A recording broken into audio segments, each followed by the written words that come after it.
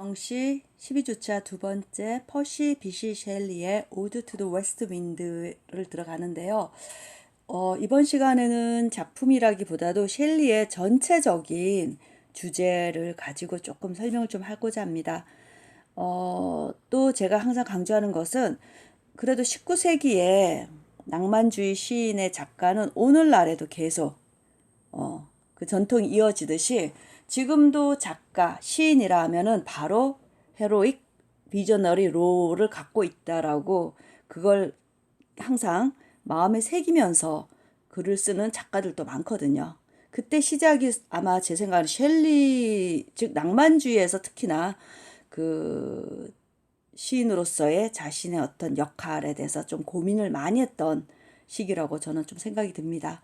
또 차근차근 조금 읽으면서 하나하나 라인 바이 라인 읽으면서 조금 더 깊이 있게 얘기해 보도록 하겠습니다. In Shelley's poetry, 셸리 시 속에서요, the figure of the poet is not simply a talented entertainer or even a perceptive moralist. 즉 시인이라는 그런 존재는 단순하게 재능을 갖추고 있는 어떤 예능인 예술가가 아니라 예술가거나 또는 좀 통찰력 있는 뭐라 그러죠? 그 도덕가를 했는데 그게 아마 이제 문학이라는 게 문학의 효용? 예. 문학이 왜 우리한테 필요한가? 첫 번째가 티칭입니다. 즉 다른 말로 하자면 교훈이 있어야 되는 거죠. 두 번째, 문학은 딜라이트, 즐거움이 있어야 됩니다. 재미가 있어야 되는 겁니다. 이 두 가지 요소가 굉장히 문학에서 굉장히 중요한데 여기서는 딜라이트는 바로 여기서 좀 많이 엔터테이너라는 표현에서 들어오는 거고요. 이게 바로 perceptive moralist라는 것은 바로 teaching, 즉 교훈을 줄 수 있는.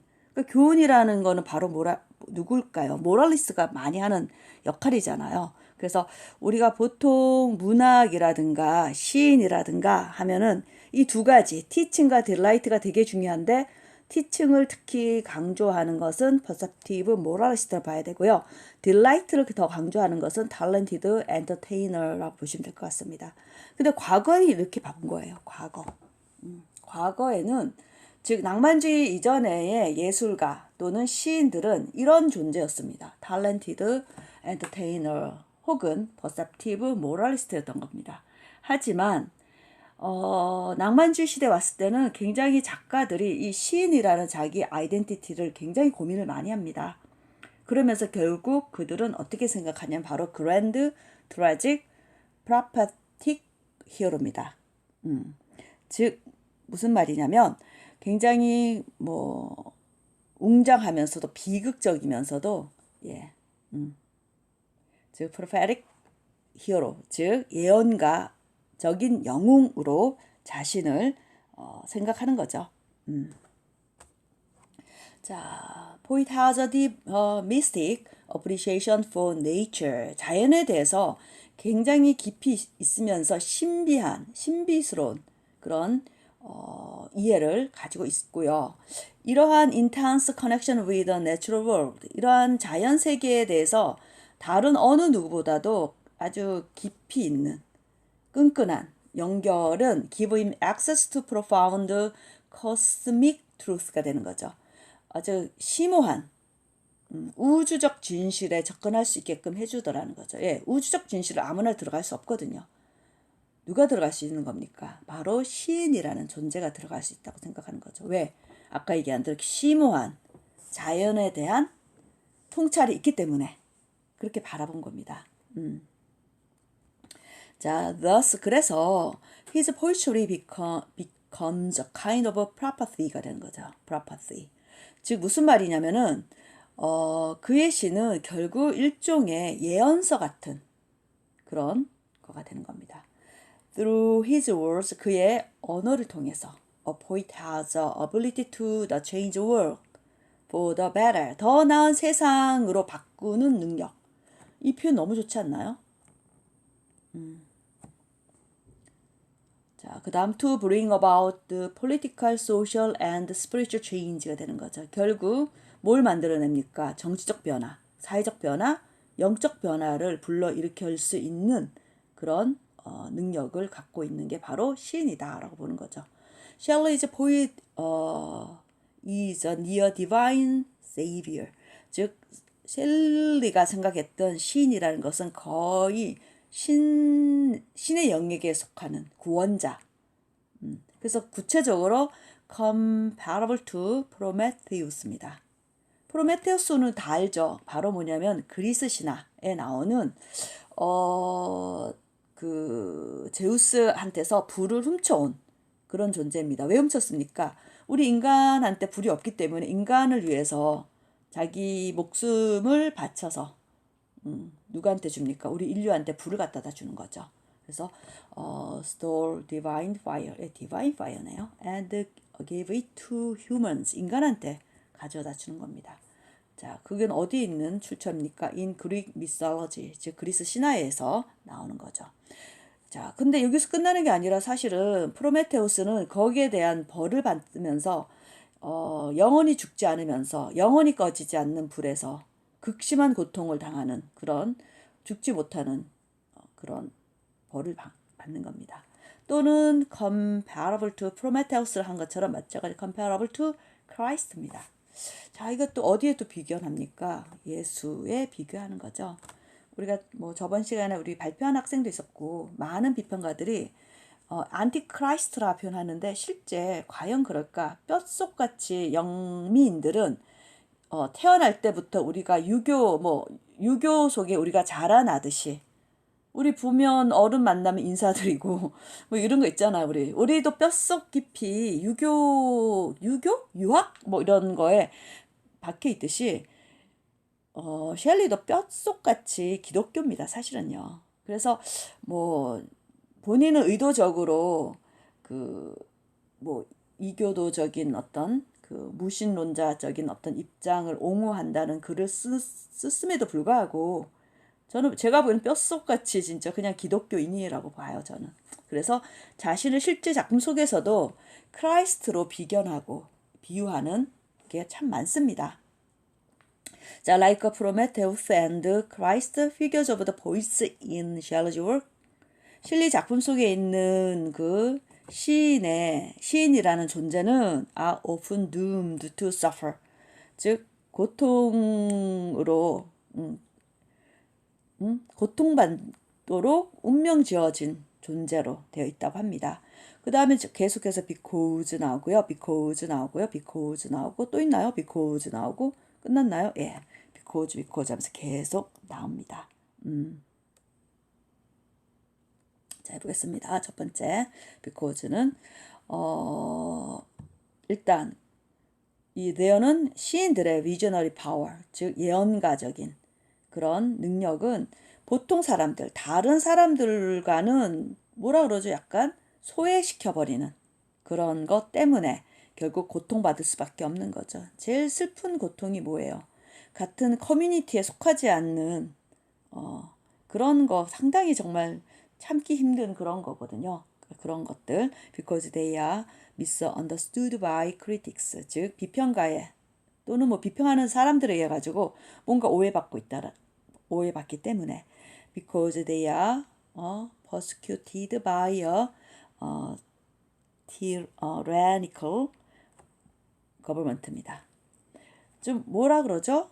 독재 정부에 의해 가지고 약간 그런 느낌이죠. 압제적인 그런 정부에 의해서 박해를 받기 때문이라는 거. 또는 because they are suffocated by conventional religion and middle class values입니다. 즉 전통적인 어떤 종교관, 기존 종교에 의해서 또는 중산층의 가치에 의해서 숨이 막히게 되기 때문이다라는데 미들 클래스 밸류라는 걸 조금 이 당시는 이제 19세기 하면은 산업혁명과 함께 중산층이 대두가 됩니다. 그래서 모든 문화의 중심축이 미들 클래스로 가는 거죠. 그리고 빅토리아 시대에 왔을 때 굉장히 예법이라든가 그 젠틀맨 뭐 이런 것들을 굉장히 강조했을 때 그 신사다움에 대한 것들이 바로 미들 클래스 밸류에 해당하거든요. 그러니까 그런 것들이 옥죄어 오는 겁니다. 숨막히게 하는 겁니다. 자, in the end 결국은요 어떤 얘기로까지 이어지냐면은 However, the poet triumph because his art is immortal. 즉 그의 예술 작품은 예술가들은 항상 강조하는 게 있더라고요.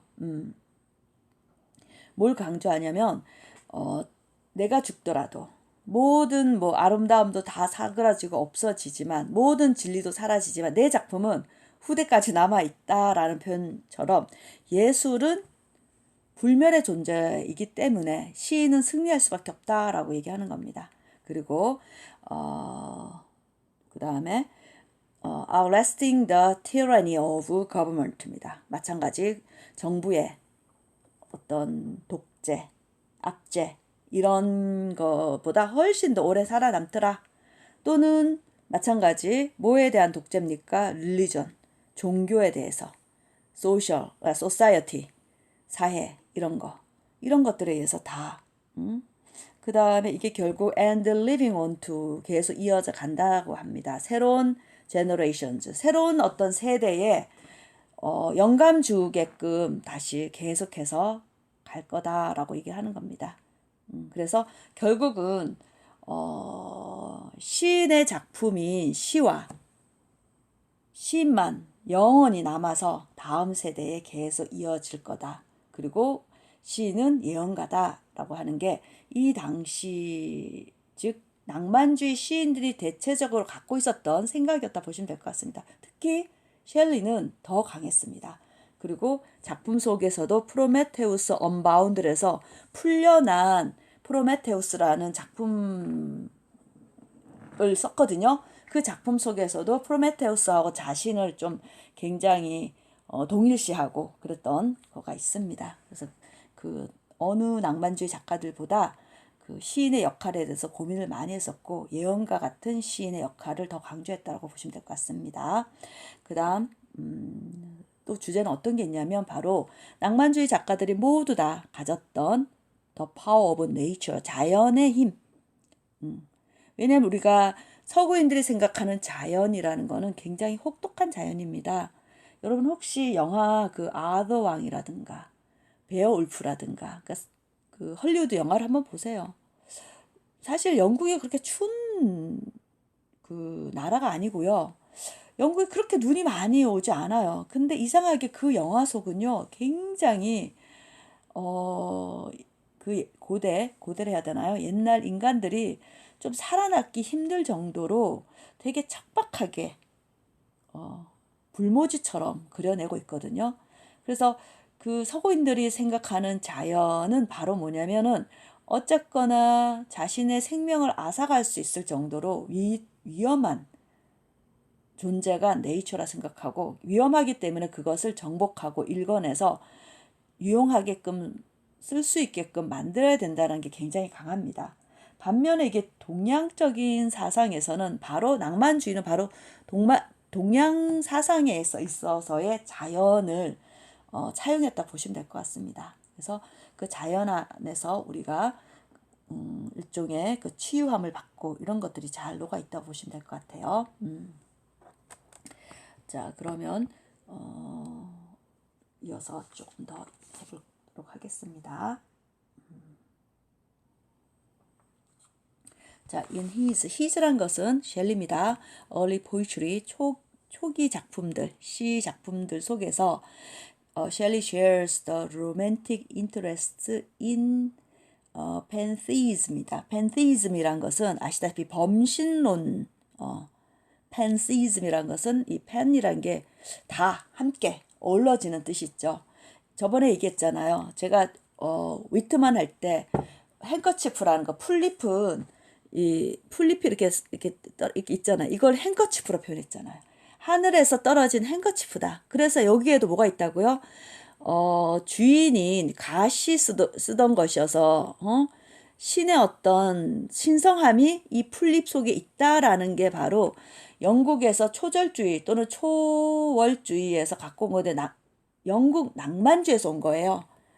왜냐하면 영국 낭만주의에서 바로 팬시이즘이라는 게 존재하기 때문에 그래요. 그래서 팬시이즘이 아주 굉장히 조금 키워드라는 걸 좀 기억을 해 두셨으면 좋겠습니다. 앞에서도 좀 몇 번 언급을 했어요. 그래서 그의 초기 작품에서 셸리는 그 낭만주의 작가들이 가졌던 관심인데 바로 범신론이라 부르더라고요.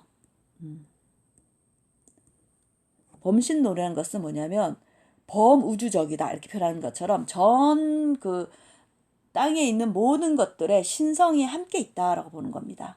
자, 그래서 여기 단어 있어요. The belief 나왔습니다. 이 범신론에 대해서 잘 모르겠어요. 영어는 되게 좋은 게 범신론에 대한 설명을 해줍니다. The belief that God or a divine 또는 unifying spirit runs through everything in the universe라 나왔죠. 바로 뭐냐면 뭐 God, 신이나 또 신성한 또는 unifying 하니까 뭔가 통합된 어떤 영혼이 있다고요. 신성한 영혼 또는 어떤 이게 다 통합되어 있는 영혼이 스피릿이 run through everything 모든 곳에 다 흘러가듯이 다 있더라는 거죠. 마치 모든 게 연결되어 있듯이 다 흘러가면서 runs through everything in the universe입니다. 우주의 모든 삼라만상이라 해도 모든 것에 다 신성이 다 골고루 퍼져 있다라고 보는 게 바로 범신론입니다. 자, he referred to this unifying natural force in many poems. 많은 시에서 이렇게 통합된 이런 자연의 힘 같은 것들을 많이 언급을 했다고 합니다. 뭘 어떻게 하면서요? Describing it as the spirit of beauty. 미의 어떤 영혼, 정신 이런 거로 한답니다. 어떤 작품 속에 있냐면 in him to intellectual beauty 이런 데서요. 그리고 identifying it 자, with Mont Blanc and Arve River in Mont Blanc. 몽블랑시에서 이런 자연물에서도 이거를 이렇게 아이덴티파잉 같이 이렇게 동일시하는 것을 보여준다고 합니다. 자, this force is the cause of all human joy, faith, goodness, and pleasure. 다 좋은 거네요. 인간의 기쁨과 또 뭐 믿음과 선함과 즐거움의 모든 cause, 원인이 된다는 거죠. And it is also the source of poetic inspiration, divine truth가 되는 거죠. 즉 시적 영감이라든가 신성한 진리의 원천이 된다고 보는 겁니다. 그 다음 Shelley asserts 주장하죠. Several times 여러 번 주장했는데 that these hopes can influence people to change the world. 항상 세상을 바꾸려고 하는 의지가 제일 강했던 작가이기도 해요. 이러한 힘이 우주에 이렇게 삼라만상에 다 들어있는 스피릿 오브 뷰티라는 이런 것들이 결국 세상을 바꿀 수가 있게 하는 거죠. 또 for a better, 더 나은 세상을 위한 그런 변화를 시키기 위해서 사람으로 하여금 영향을 줄 수 있다고 생각을 한다고 보시면 될 것 같습니다. However, Shelley simultaneously recognized that 뭘 동시에 또 인식했는지 보겠습니다. Nature's power is not wholly positive. 자연의 힘이라는 게 그냥 전적으로 그냥 다 좋은 게 아니더라는 거죠. 왜냐하면 여기서 말한 대로 우리가 그 서풍할 때도 계속해서 나오는 게 destroyer and preserver라는 표현을 쓰잖아요. 파괴하면서 다시 또 보존해주는 이런 것처럼 nature destroys as often as it inspires or created. 즉 뭐예요? 이건 좀 좋은 단어잖아요. 영감 주고 뭔가 새로운 것을 만들어내는 창조해내는 것만큼이나 파괴하는 속성이 있더라는 겁니다. 그리고 it destroys cruelly. 아주 잔혹하게도 그냥 다 때려 부시고요. indiscriminatedly. 나 저거 되게 좋습니다. 세월은요. 저는 제가 항상 느끼는 게 뭐냐면 뭐 아무리 뭐 성형을 해도 결국은 다 그 나이 보이더라고요. 저는 제가 보기에는. 그런 것처럼 정말 차별이 없이 discriminate라는 게 차별 있는 거잖아요. 근데 indiscriminately 하면은 무차별하게 차별 없이 다 일어날 수밖에 없는 거죠. 즉 자연의 순리 같은 거죠. 자, for this reason 이런 연유로 Shelley's delight in nature is mitigated by an awareness of its dark side입니다. 그래서 자연에서의 셸리가 느껴내는 즐거움이라는 것은 좀 뭐라 그러나요? 이러한 여기서의 자연에서의 어두운 측면을 인식함으로써 조금은 좀 완화된다 그러나요? 미리게이티드라는 게 좀 완화되어지는 거다라고 나왔는데 뭐 다 좋은 게 좋은 게 아니고 다 나쁜 게 나쁜 게 아니잖아요. 그렇듯이 자연의 속성 안에는 마지막 아까 우리 배웠던 그 시행에서도 겨울 얘기를 하지만 결국 무슨 얘기를 합니까? 봄 얘기를 하잖아요. 그런 것처럼 이제 지금 겨울이 왔다. 너무 진짜 불모지다. 너무나 지금 생명이 하나도 없다. 이렇게 느껴내는 게 아니라 이제 겨울이 왔으니까 봄은 머지 않았다. 봄은 곧 온다. 라고 표현했듯이 좀 이런 통합해내는 그런 셸리의 모습도 보입니다. 그 다음 또 이 주제 안에서 또 중요한 Power of the Human Mind를 좀 보겠습니다. 이제 여기서 이제 특히 셸리가 좀 독특하게 가졌던 생각이라고 저는 좀 생각이 드는 게 뭐냐면 네이처, 자연의 어떤 능력에 대해서 많은 작가들이 얘기를 하는데요. 셸리는 조금 그것도 있지만 휴먼 마인드, 인간의 어떤 사고, 인간의 어떤 생각 자체도 대단한 거다라고 보는 측면입니다. 자, 한번 그게 어떤 얘기인지 한번 보겠습니다. 자, although nature has a creative power over 능가하는 거죠, 셸리. 자, 자연이 셸리보다 훨씬 더 창조적인 능력을 갖고 있음에도 불구하고 왜냐하면 it provides inspiration. 예, 결국 뭐냐면은 it이란 것은 자연이 제공해 주죠. 영감을 누구한테요? 셸리 같은 시인한테요. 그럼에도 불구하고 he feels that 뭘 느끼냐면 his imagination has creative power over nature. 자연에서부터 인스피레이션을 받았지만 그 인스피레이션을 받았던 나의 창조력은 오히려 처음에 시작했던 네이처를 더 능가한다라고 보는 거죠. 이런 건 좀 되게 좀 저는 좀 좋은 것 같아요. 이런. 그러니까 우리가 너무 그러니까 휴머니즘이라는 인간의 어떤 능력 같은 거를 좀 많이 하는데 사실 기독교적인 그 관점에서는 인간의 능력을 그렇게 강조 안 하거든요. 근데 저는 개인적으로 또 인간의 능력도 되게 중요하다 생각하기 때문에 저 내용 좀 되게 좋더라고요. 자, 보겠습니다. 어떤 얘기가 또 있는지 보겠습니다. It is the imagination. 이것은 이제 상상력을 얘기하는 건데 또는 or our ability to form sensory perceptions입니다. 어떤 감각의 인식을 형성하는 능력이죠. 자, 이게 어때요? Allows us to describe nature in different original ways입니다. 좀 다르면서도 지금까지 안 해봤던 아주 새로운 신선한 방식으로 자연을 묘사할 줄 아는 그런 거라고 보시면 되겠습니다. Which have to shape how nature appear.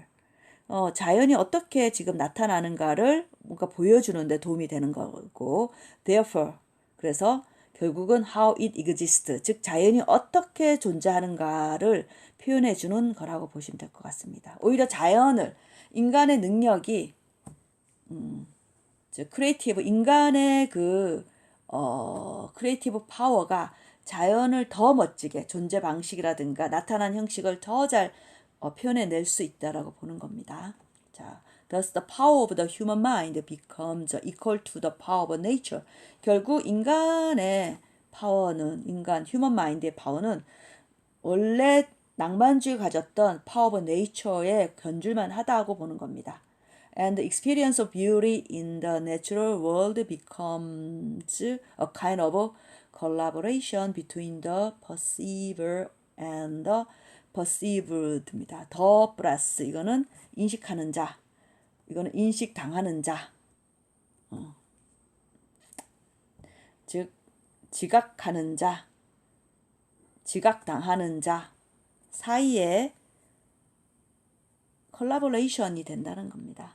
즉 뭐냐면 그 자연 서풍이 제공해준 인스퍼레이션이라는 거, 이거로 인해서 작가는 크리에이티브 파워를 가졌다면은 이런 것들이 서로 콜라보레이션이 되는 거죠. 결국 그 얘기를 하는 겁니다.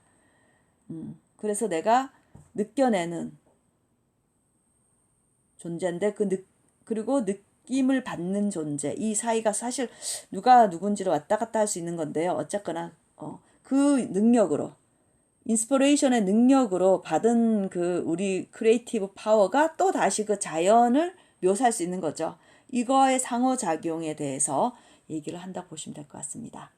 Because Shelley cannot be sure that, 뭔가 확실하진 않았다고 합니다. Sublime power. He senses in nature. 자연에서 그가 감각해내는 아주 최고의 능력이라는 것은 only the result of his gifted imagination. 결국 그가 마치 태어날 때부터 갖고 태어난 어떤 상상력의 결과라는 거, 선물처럼 받은 재능 같은 이미지네이션이라는 거, 라는 것과, 그래서 그것을 확실할 수 없었다는 거죠, 사실. 그래서 그는 결국 he finds it difficult to attribute nature's power to God. 즉 뭐예요? 그는 좀 어려움이 있는 거죠. 그 자연의 어떤 능력을 어떤 갓의 어떤 능력으로 돌리기에는 조금 어려움이 있다고 보는 거죠. 왜냐면 조금 확실치 않는 게 있으니까. 그러면서 결국 인간의 역할이 뭐냐? In shaping nature. 즉 자연을 어떻게 묘사하는 인간의 역할이 결국 셸리의 능력을 손상시켰다 하는데, 셸리의 어떤 능력입니까? 믿는 능력인데, 바로 자연의 아름다움이 comes solely from a divine source. 즉 신성한 영역, 원천에서부터 에서만 나온다라는 것을 믿는 능력에 손상을 주었다. 즉 이게 무슨 말이냐면은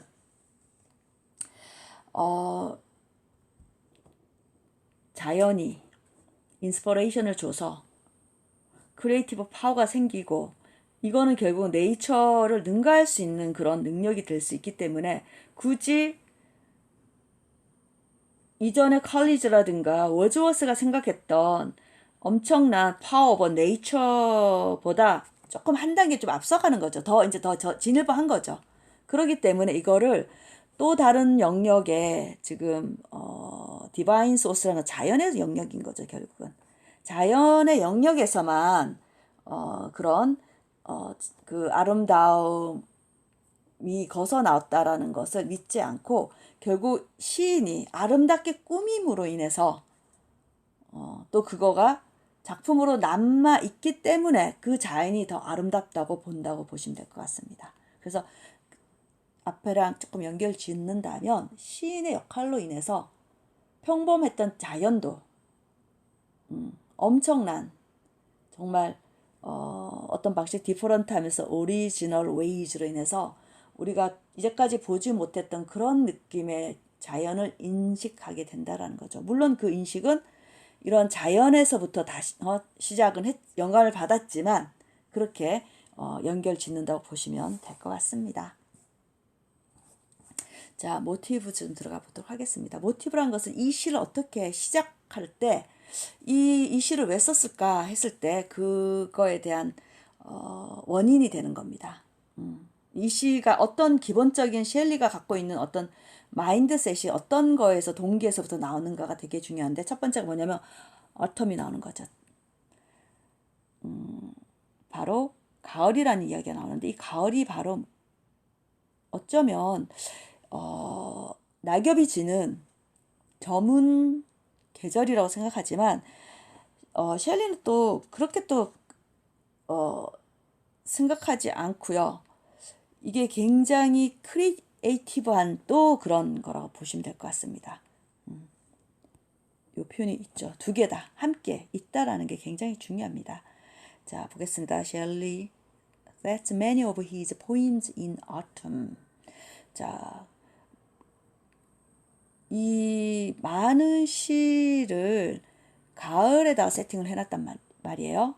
이제 뭐 예를 들어서 어떤 작품이 있냐면 바로 Hymn to Intellectual Beauty라든가 Ode to the West Wind 같은 경우에 Fall is a time of beauty and death죠. 이 굉장히 좋은 즉 색조, 짙은 색조, 심오한 색조를 띠는 그런 아름다움과 또 죽음을 연상하는 거를 같이 오는 그런 시기 있고요. 그래서 so it shows both the creative and destructive powers of nature가 되는 거죠.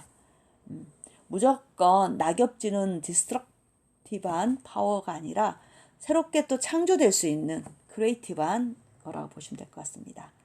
그래서 특히 셸리는 이 가을을 묘사하는, 자연을 묘사하는 데 있어서 특히 계절 가을을 묘사하는 걸 굉장히 선호하는 그런 작가이기도 합니다.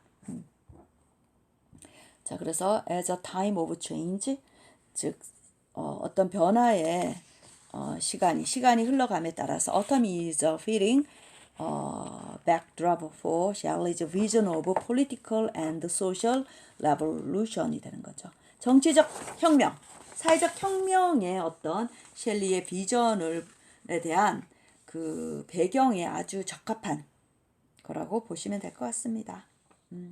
Ghosts and Spirits는 조금 여러분한테 조금 더 강조를 하고 싶습니다. 왜 강조하고 싶냐면요. 낭만주의 시의 가장 또 큰 특징은 소설로 따지면 가틱이라는 고딕 같은 고딕풍이 있습니다. 고딕풍. 낭만주의 시의 또 고딕풍 굉장히 중요한데요. 그 대표적인 작품이 뭐였냐면은 우리가 배웠던 작품 중에 Rime of Ancient Marina인데 사실상 그 시작품 배운 적은 없어요. 근데 약간 the Ode to the West Wind에서 살짝 그런 느낌도 있었는데요. 어쨌거나 귀신 나오고요. 영혼 같은 다 귀신 같은 그런 존재가 나온다는 게 조금 중요합니다. 조금 해보겠습니다. 어떤 내용인지. Shelley's interest in the supernatural repeatedly appears입니다. 어디에 대한 supernatural? 즉 초자연적인 거에 셸리의 관심이 있었던 거죠. 이게 계속 반복해서 나타나는 겁니다. 그의 작품 속에. 근데 이 셸리의 슈퍼내추럴한 느낌이 있는데 여러분 셸리의 부인이 있잖아요. 메리 셸리, 프랑켄슈타인이 가장 대표적인 슈퍼내추럴한 겁니다. 어떻게 인간을 초자연적인 현상인 거죠. 어떻게 인간을 이렇게 뭔가 팔다리 다 엮어가지고 다른 사람 몽둥어리를 다 엮어서 새로운 인간으로 만들어내는 그 과정이 굉장히 특이한 슈퍼내추럴한 느낌이 나는 겁니다. 자, 그래서 Ghosts and Spirits in his poems suggest the possibility of glimpsing the world beyond the one. 누군가 넘어선 뭔가 어떤 것에 더 원이라는 거. 더 원이 뭐냐? In which we live입니다. 우리가 살고 있는 그 어떤 것을 넘어선 그 세계에서 살짝 보는 거죠. 뭔가 곁눈질로 살짝 보는 그러한 가능성을 제시해 준다고 합니다.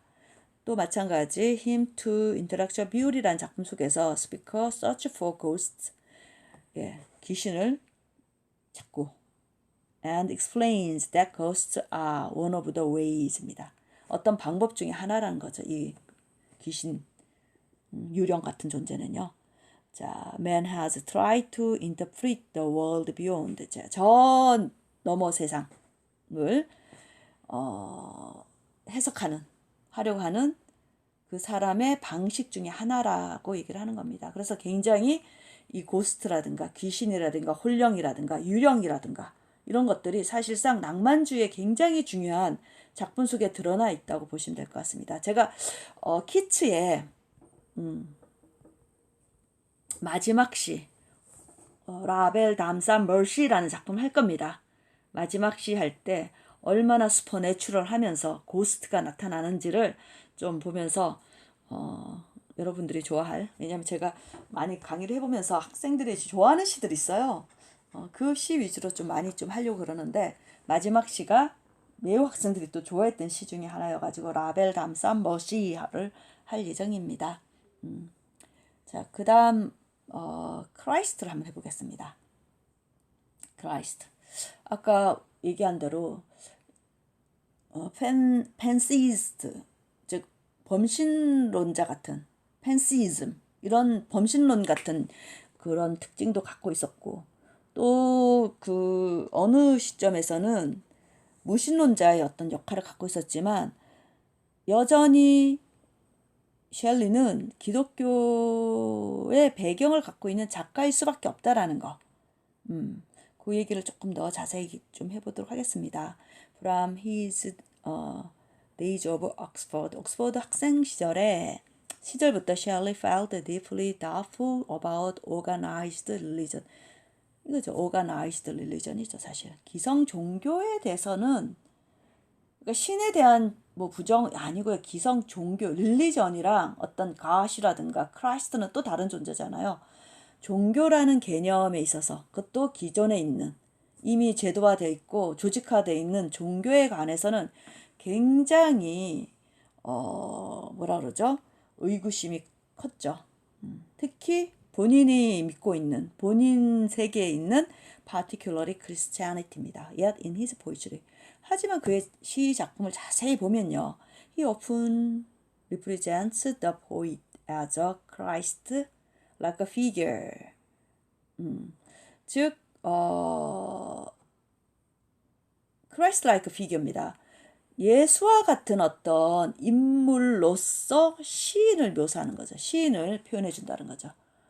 And thus set the poet up as a secular replacement for Christ. 결국 이거는 이제 종교적 개념으로 Christ라면은, 이게 secular replacement라는 것은 세속적인 어떤 대체물로서 세상에 나와 있는 것은 바로 시인이다 라고 보는 겁니다. 이런 것들이 굉장히 특이한 거죠.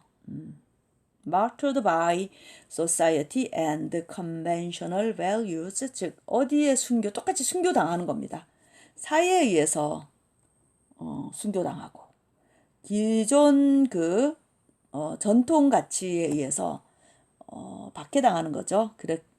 그런 박해당하는 크라이스트 피겨라는 존재는 이제 resurrected by the power of nature, 자연의 어떤 능력에 의해서 다시 부활하는 거죠.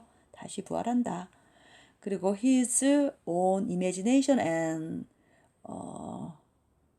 여기서는 이제 자연에 같이 묶어야 되겠죠. 자연의 어떤 능력이라든가 시인 자신의 어떤 상상력으로 다시 부활하게 되는 겁니다. 다시 일어섭니다. And spreads his prophetic visions over the earth, 즉 지상에다가 예언가적인 어떤 비전을 펼치고 퍼뜨리는 거라고 보시면 되겠습니다. Shelley further separated his Christ figure from traditional Christian values in Adonais. 아도나이즈는 키츠가, 원래는 키츠, 그 다음에 바이런, 그 다음에 셸리가 더 아는 사이였어요. 굉장히 친분이 돈독했습니다. 아도나이즈는 어떤 작품이냐면, 키츠가 굉장히 어린 나이에 죽거든요. 그러다 보니까 그 키츠 죽음을 아쉬워하면서 쓴 글이에요. 그러니까 그 안에다가 전통적인 기독교 가치관에서 거기에서는 좀 뭐라죠, 분리시키는, 하지만 여전히 크라이스트 피겨 형태로 나타난다라는 거죠. In which, 자, 그런 그 작품 안에서 he compared the same character to Christ. 결국 크라이스트 거의 비슷한, 마찬가지 as well as 케인입니다. 케인은 우리가 카인이라 해가지고 에이블, 아벨과 카인이 있는데, 이게 이제 형이고 동생이죠. 근데 이 형이 동생을 너무 질투를 하는 거예요. 왜냐면 하나님이 얘를 너무 이뻐하니까 너무 꼴보기 싫은 거야, 이 형이. 그래서 아벨을 어느 날 죽여버립니다, 그냥. 그래서 인류 최초의 그 형제 친족 살인을 해야 되나요? 가족 살인을 해야 되나요? 요즘 말하는 아주 뭐 범죄 중에서도 최고의 범죄로 칠 수 있는 그냥 단순한 모르는 뭐 타인의 살인이 아니라 존속 살인이죠. 존속 살인이 되는 그런 인물인 거죠. 굉장히 우리가 되게 센 인물이에요. 거의 하나님에 의해서 추방당하죠, 케인은. 그러니까 이런 케인 역할도 자기가 나서서 크라이스트 아니면 케인 역할도 하는 겁니다. Whom the Bible portray as the world's first murderer 나왔잖아요. 케인은 어떤 존재입니까? 바이블에서 성경에서 그 뭐로써 세상에서 첫 번째 살인자로 묘사된 그런 케인으로 또 묘사가 되더라는 거죠. 비견하는 거죠. 셸리 입장에서는 Christ and Cain are both outcasts. 그래서 다 추방자인 거죠. rebels. 그 다음에 뭐예요? 뭔가 반역자인 거죠. 자, 누구처럼요? Like romantic poets and like himself. 낭만주의 작가처럼 또는 자기 자신처럼 이렇게 보면서 이 크라이스트를 작품 속에 많이 그려냅니다. 자기 자신인 것처럼 그런 거기 때문에 이 크라이스트라는 존재, 성서에 나와 있는 예수라는 존재를 그 모티브로 해가지고 그 모티브를 따와가지고 자기 시 작품 속에 많이 집어넣습니다. 자신을 희생해서 나오는 거. 그게 사실은 오드 투 더 웨스트 윈드에도 그런 내용이 있거든요. 조금 제가 좀 언급을 좀 해볼게요. 그러면요. 어디에 그 예수의 그런 이야기가 나오냐면요. 좀 또 다시 또 봐야 되는 입장인데 그래도 여러분이 한번 저랑 시를 읽었기 때문에 제가 한번 쭉 읽어주면은 맞아. 그때 그 작품 쪽, 그 내용 쪽에는 조금 그게 연결이 되겠구나라고 싶은 게 있을 겁니다. 조금만 기다려 봐주세요.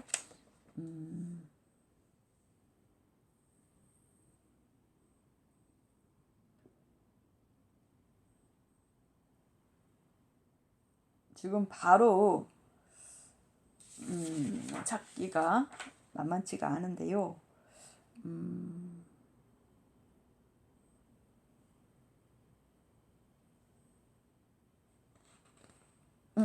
여기 있어요.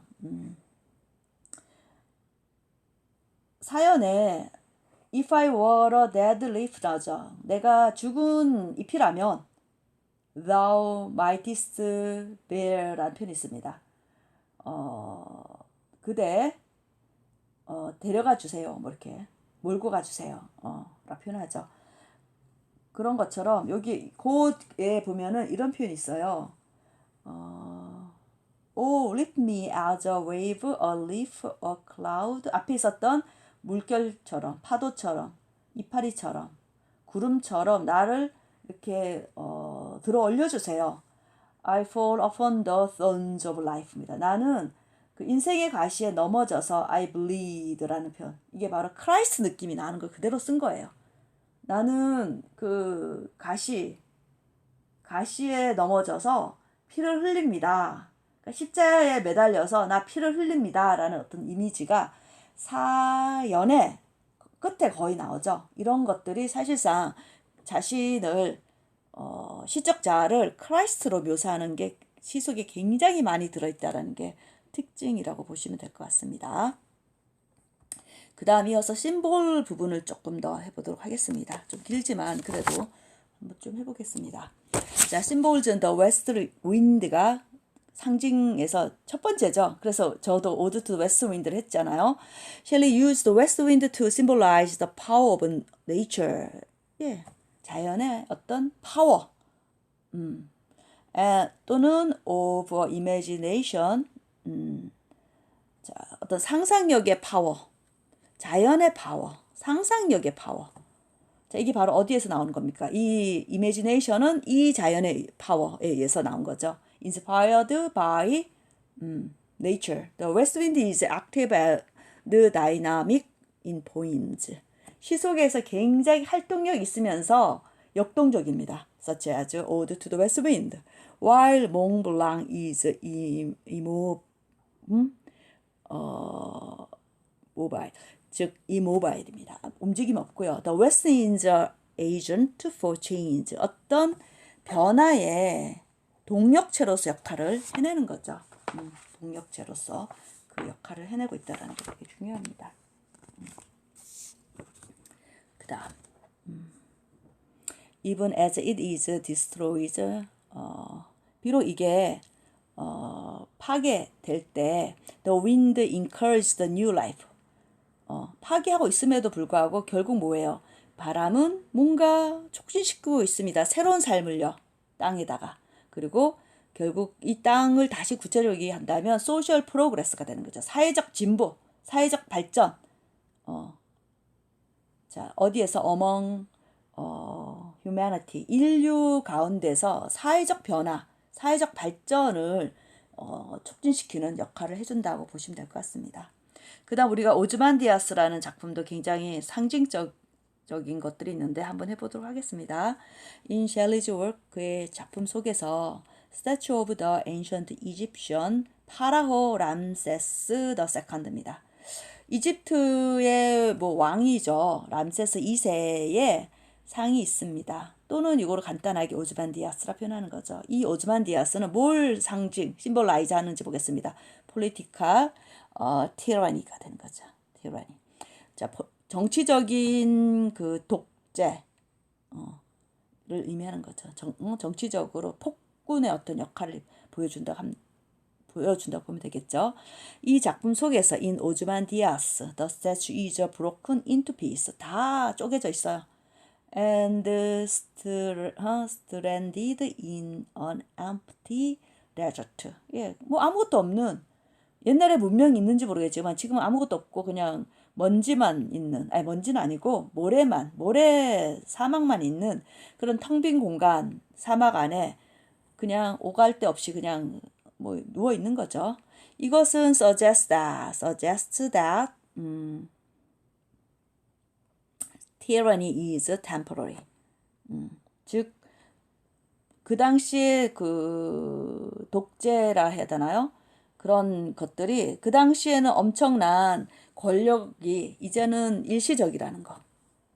그리고 also that 뭘 또 의미해 주냐면은 no political leader. 예, 특별하게 뭐 지금 정치적 지도자는 없는 상태. particularly unjust one. 어때요? unjust one은 뭔가요? 뭔가 부당한 그런 사람은 또 없는 거고요. 이런 것들이 can hope to have lasting power or real influence. 자, 이런 게 없는 거고 어쨌거나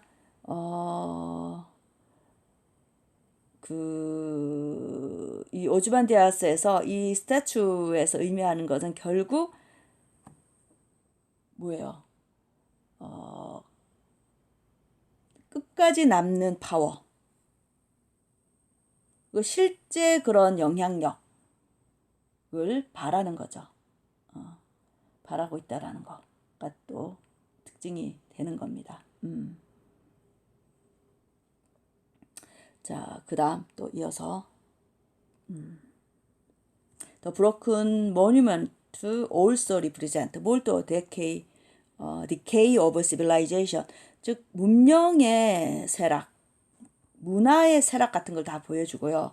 The statue is after all 결국 뭡니까? A human construction 인간이 만들어 놓은 거죠. 결국 a piece of art 결국 예술 작품 made by creator 즉 예술 creator 창조자 예술가 스culptor가 했잖아요 사실은.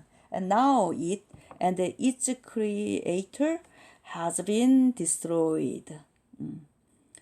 자, 이거 결국은 다 파괴되었고 아무것도 없습니다. As all living things are eventually destroyed. 그리고 모든 살아있는 것들이 다 결국은 다 죽고 없어지고 파괴당하듯이 결국 크리에이터조차도 다 죽고 거기에 있는 인간이 만들어 놓은 상도 다 없어지고 이런 것들 다 헛된 거죠.